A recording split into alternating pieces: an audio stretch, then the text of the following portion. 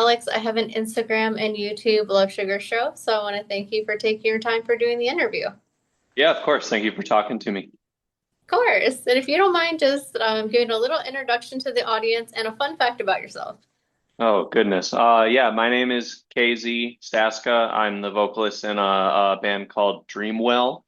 Fun fact about myself. Geez. Oh my God. This is one of those questions that I blank on. I forget who I am the moment I'm asked. Of course. Geez, I don't know. I'm a lifelong board game enthusiast. Oh, well, that's exciting. What kind of board games do you like playing? I really like cooperative board games a lot, where it's like the players against the game, kind of. That's my preferred style of game. But my favorite game is Cosmic Encounter. Okay, awesome. Well, that's good to know. I love board games too, and I love when I'm playing against the board, so I don't have to hate my friends after when they beat me. So. Yeah, exactly. Yeah, yeah. So the record, it has a due date that's coming out and it's all finished and everything. How are you feeling about that? I'm really excited. This record is something that we're all really stoked about. We're all very proud of it. We've been sitting on it for a while. So just being able to have it come out soon, finally, and be able to play more of the songs. Because last year we played, I want to say two or three of the songs on the record throughout the year, Hmm. while we were kind of finalizing all the other ones. And now that they're all, ready to be performed and be heard by other people as well. We're excited to be able to shift our set to represent the new material. Well, that's awesome. Do you like get nervous or excited when you're like playing a song for the first time? No, it's so funny. I've never once in my life been nervous to get on stage and do any of this stuff. Which is it's strange because I'm nervous in every other kind of facet of my life. And Yeah. I'm not an especially social or outgoing person really. So when I first thought of joining a band, I thought for sure I was gonna be like mortified to step on stage. But something about playing it overtakes my brain. And I spend a lot of time making sure that my part of it is figured out. And I Yeah. rehearse a lot. So by the time we're playing it live, it feels like second nature to me. Well, that's awesome. It seems like it's like the one thing that seems calming, so that's pretty cool. Yeah, yeah, exactly. Yeah, So, getting into the album, I do want to ask a lot of questions about the album. for sure. Like, what was the core intention behind creating this album, and how did that guide the writing process through the whole thing?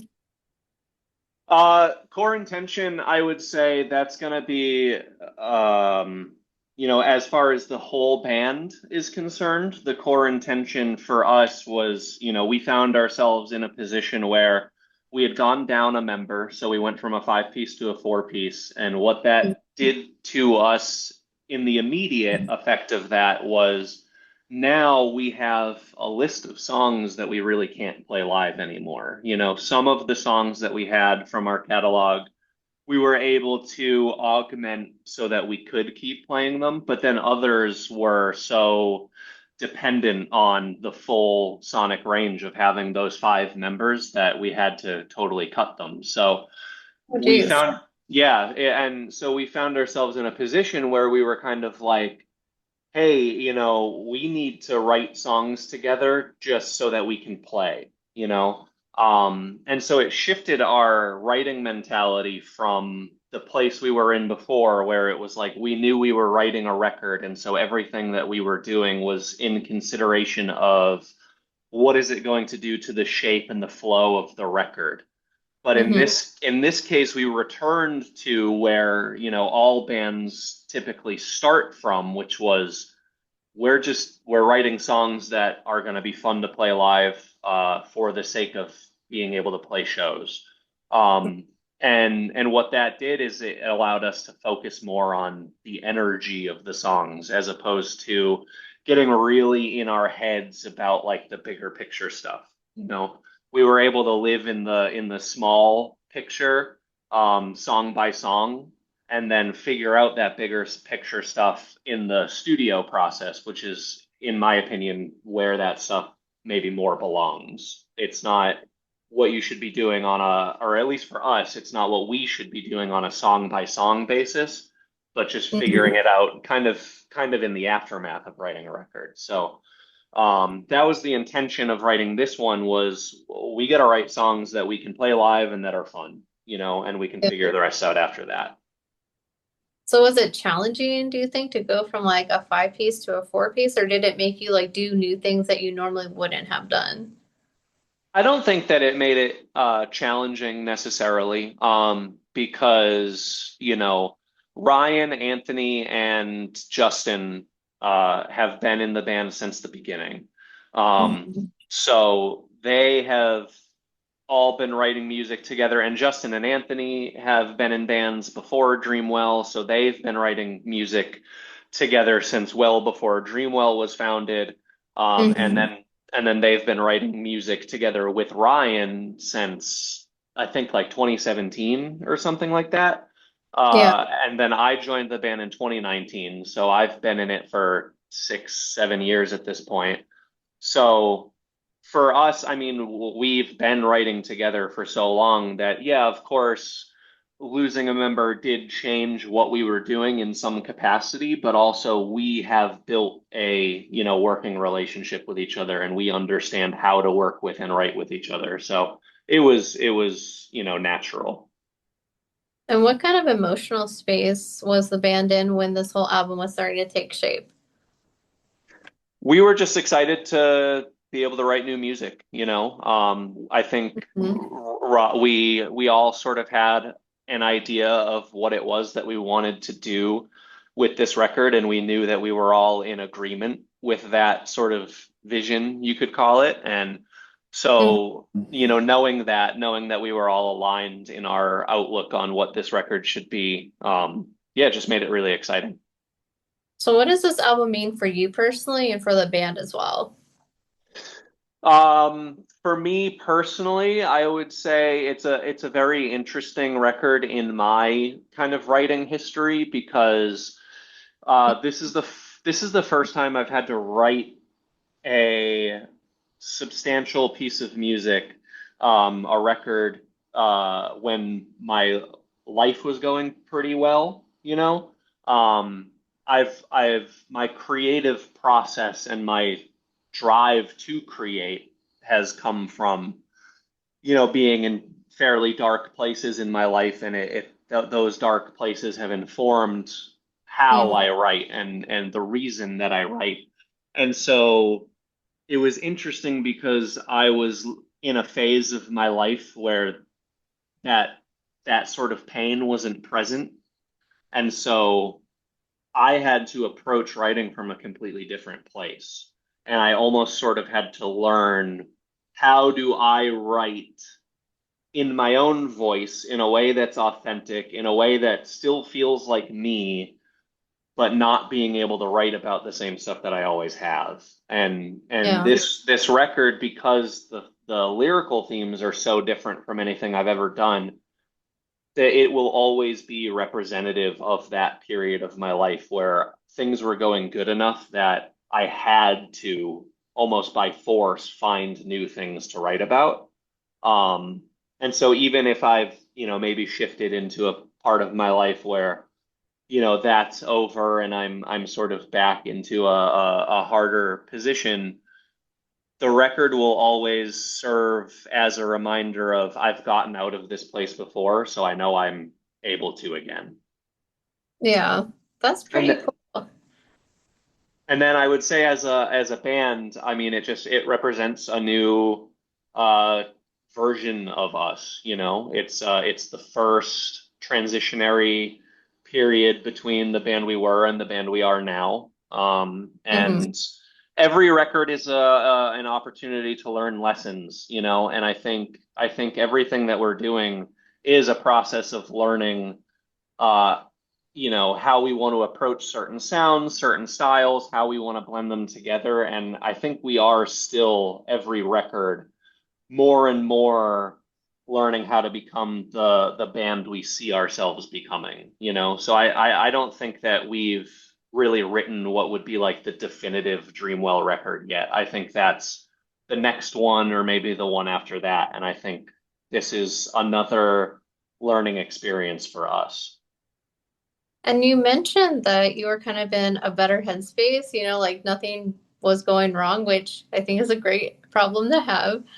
But how did that like change how you wrote? Like, did you have to like go back into like memories of like of darker times, or did you just take a more positive approach when you were writing, or how did that affect you? Yeah, so there was a point when I knew that we were going to get into writing a record, and I sort of knew that this was the place I was in, where I thought, oh, I could draw on previous experiences, and flesh Mhm. those out and write songs about that. But sort of to the point I was saying before about how this record's going to be able to serve as a reminder of the place that I was in, I really have always valued records as a way to capture a moment in time, and that's only possible if you approach them with honesty and authenticity, right? And that's very important for me because I figure if nobody else in the world except me ever listens to this record, it has to do something for me. Yeah. Um, and what that thing is cataloging that moment in time. And so I knew I could do that. And if I did that, I would be giving people who already listen to us and like what we've been doing sort of the lyrical, at least, experience that they sort of expect from me. But I also knew I would be betraying the purpose of writing a record for myself because it wouldn't be an authentic capturing of that moment in time. And so I knew I had to figure out how to write like myself, but approach things differently. And so I sort of took the headspace of, I can still write lyrics that are dark and, you know, kind of miserable Yeah. if I look at the world around me instead of looking inside myself, right? There's plenty in the world to be, upset about, right? So if I turn my critical lens out of myself and into the darker elements of the world around us, I can still write the way that I'm comfortable writing, and I can write the way that I like to write, Mhm. just about different subject matter. So with this album, with the dark themes and things like that, and the way you like writing, what kind of themes will the listeners experience when they listen to it? So the themes of this record are largely critical of organized religion in most cases, I would say. Mm. Particularly though, less the religion itself and more the way religion is used by bad faith actors within the religion. So it's not critical of Christianity wholesale. It's critical of the way people use what I consider to be bad faith misinterpretations of Christian scripture and Christian ideals to perpetuate harm against other people, to justify bigotry, to justify violence, to justify the alienation and the persecution of people that they don't agree with for, what are essentially discriminatory reasons. And on the other hand, because I didn't want it to be just this takedown of, I didn't want it to feel like I was being overly antagonistic to just anybody who happens to be of faith. I Yeah. also, I also in a couple of songs am careful to maybe have a bit of a exploration of maybe sort of more of like an existential panic. This thing that I've done throughout my life where sometimes things get bad enough that I as somebody who's never believed in God, still find myself hoping I'm wrong, so that there I can find Yeah. comfort in something. And I think that's such an interesting thing. And I think a lot about what that might mean. So there are a couple songs that are about that as well. So every song has a shade of God in it, and uh, uh, it varies between critical of the way it's used kind of politically, and then what it can mean for your life, even as somebody who doesn't necessarily believe. So basically the good stuff in Christianity, but the bad stuff that people use, that's what you're kind of like, I mean, people do that all the time. They're like, well, God says this, and it's like, why are you using that for hate? Right, yeah, exactly. And almost and if you get really granular about the scripture, it almost never says what they're saying it does too. Very true. Well, it's good that someone writes about these issues because, like you said, like people take it and they make it what they want it to be without actually looking into what the actual meaning is. So, Yeah, exactly. Yeah. so I'm curious, how does this album reflect the band's evolution as artists from maybe something you did previously? That's a good question.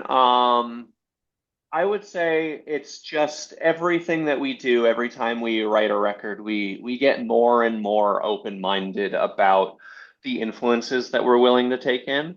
Hmm.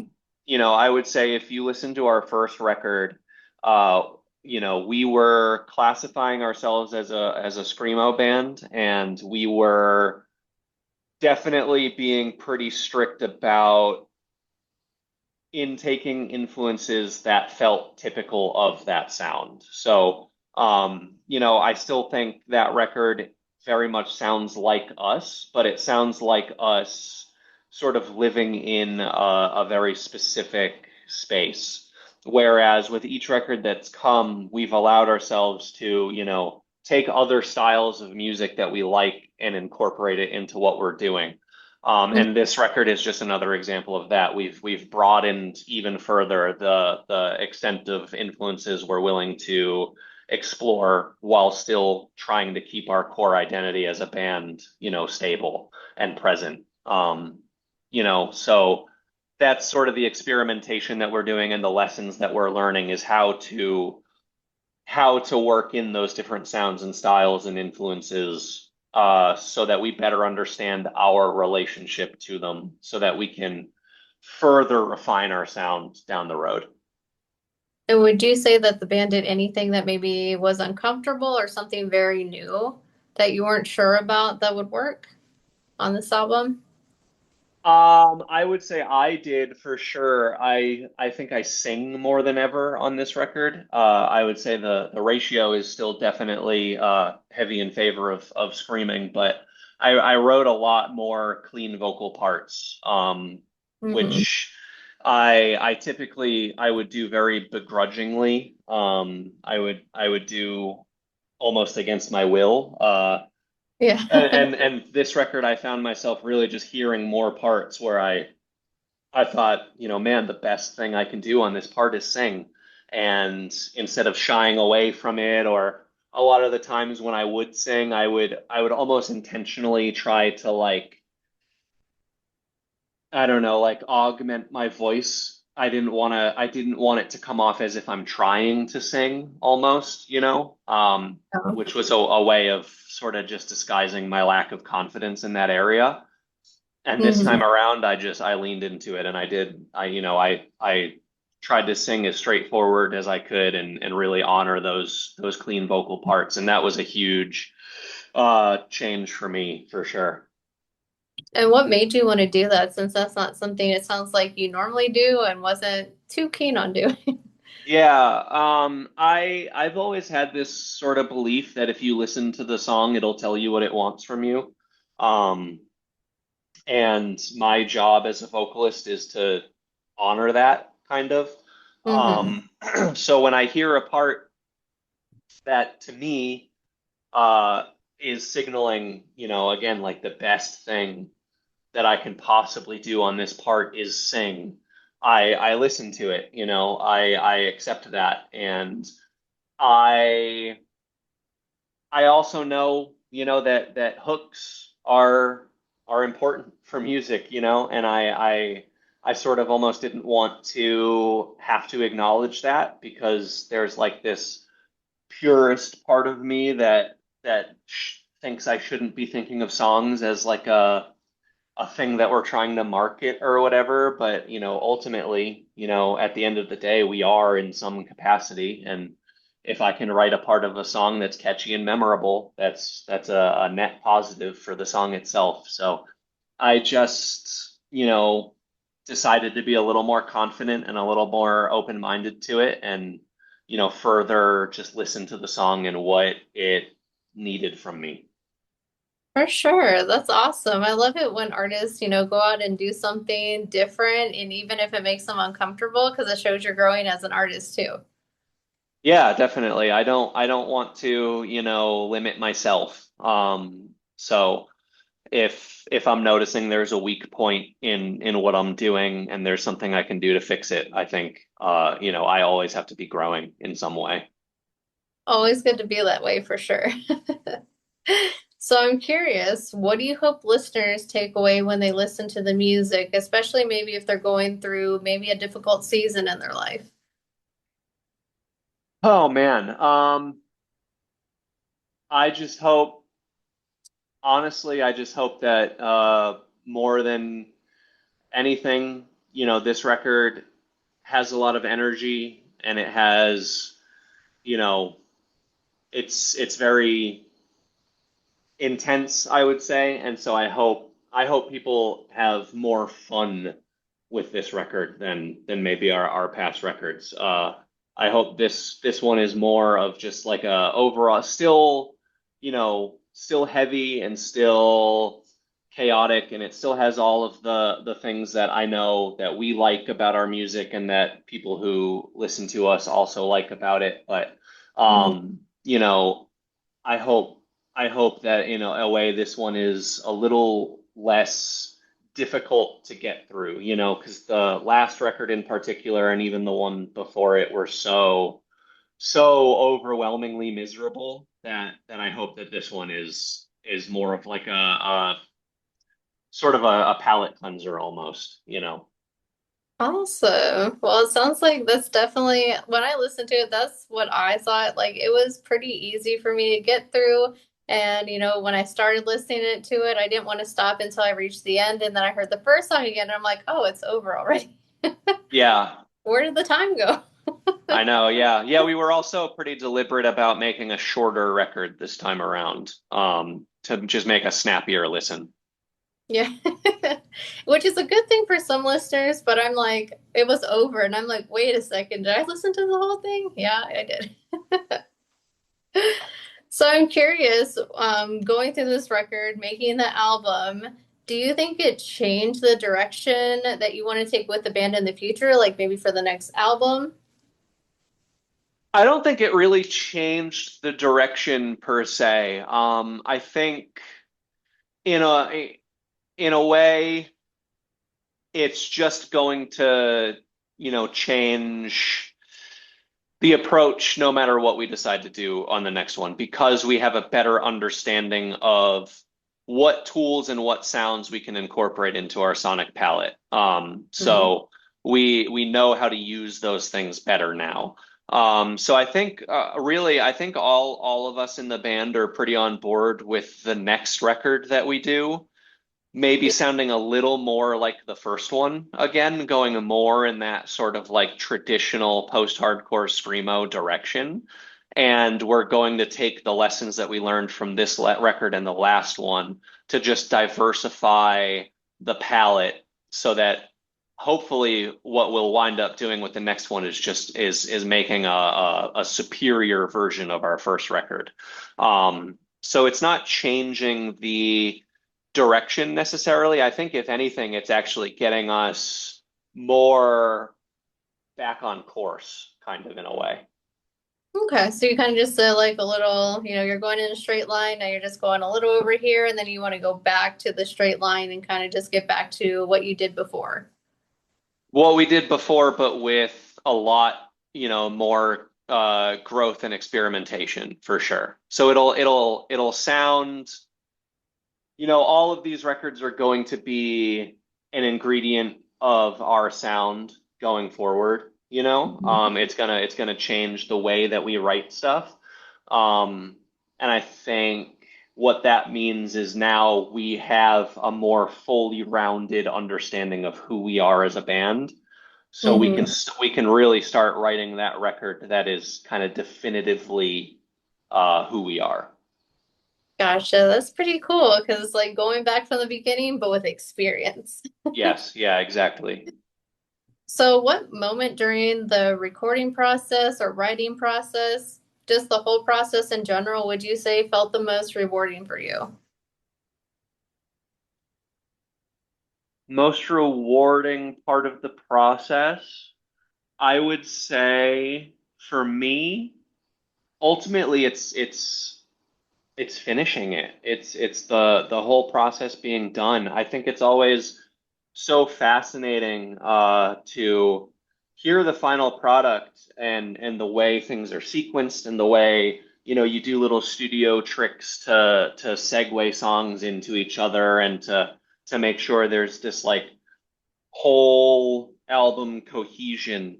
And it's funny because to somebody who wasn't part of the process, Hmm. it sounds like it was really intentional, but in a lot of ways it happens by mistake. And we don't know even how that's going to all come together until it's been done, Yeah. I remember that being something that people really praised with the first record was how it feels like this one unified piece. And it was like us as a band, we knew that was not indicative of the writing process for that record at all, because so many of the songs were, I mean, a couple songs on that record were had three different vocalists write for them, Oh, wow.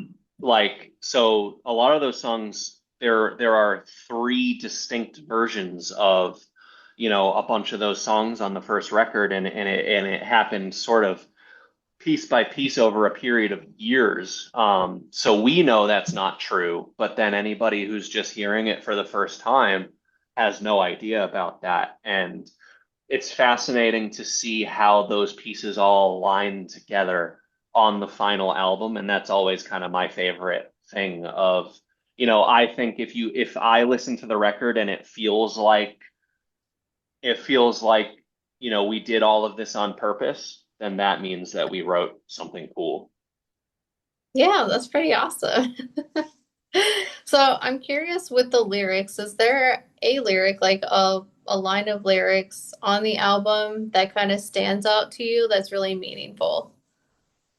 I know there's a. Um, Geez, yeah, I would say lyrically, I think my favorite song on the record is "Crisis of Realization." I really I like the narrative of that song. It's very distinct from how I typically write. Like it has a distinct narrator that's not me. Like I wrote from a specific point of view of a retelling of the biblical story of Lazarus. Mhm. And it was fun to give myself like a really specific narrative writing prompt, and sort of flesh it out and make sure that everything I'm writing tells the story that I want to. And I just really like the cohesiveness of that song. And it it's funny to hear and look at retrospectively, because what the song is doing lyrically is it's telling this version of the story of Lazarus where after he died, he learned that there is no afterlife, and we just kind of go into an abyss where we don't exist anymore. And being brought back by Jesus in this story, he is instantly snapped back into existing, and it hurts to go from being nothing to being something. And this kind of existential idea of like, what if there's some comfort in not existing anymore? What if the best afterlife we could possibly have is to just finally be done, and it's this like really serious song with like kind of a philosophical undertone, but the whole reason I wrote it is because I was at work and somebody played Goodbye Horses by Q Lazarus, and I wanted to see if I could write a song that referenced that by saying, uh, I said the the Q Lazarus stage right lyric, and then both of the verses start with the word goodbye. And then it culminates in that dead horse brought back to life. So throughout the song, I say goodbye, Q Lazarus. I say Q Lazarus, goodbye horses, in the song, and the whole song was written just so that I could do that. That's pretty cool. So it's kind of like you challenge yourself to make something. Yeah, I wrote like a really stupid lyric to make a Q Lazarus joke, and then I was like, how can I make this like a real meaningful song? Awesome. Well, I will let the listeners know the name of the album when it comes out and where they can pre-order or grab a copy if this interview is already out. All right, yeah. The pre-order is live for sure. Hymns for the Denial of God, August 28th. We have vinyl records. We paid for the pressing ourselves, so every record that we sell, it supports us directly. Awesome. Well, for anyone watching the interview, I got the hookup. I'll put all the links below so you don't have to go searching for it. Just click on it, pre-order it, or order it if it's out now. And I want to thank you so much for taking your time for doing this interview.